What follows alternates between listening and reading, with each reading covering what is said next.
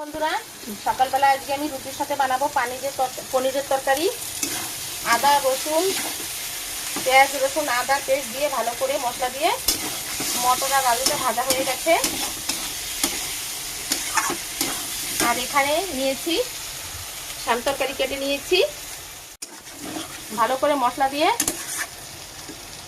কষানো হয়ে গেছে। এখন এই দুধটা ঢেলে দিচ্ছি।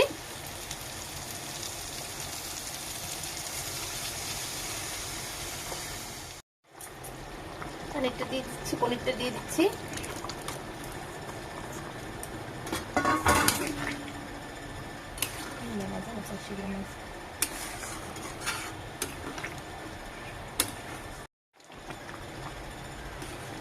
তরকারি প্রায় হয়ে গেছে।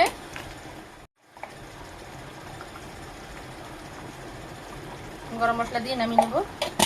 আমাদের ঘরে পনিরটাই বেশি চলে, কেননা ছেলেরা সব মাছ মাংস খায় না, তাই এই পনিরটাই বেশি রান্না করি। এটা দিচ্ছি এখন।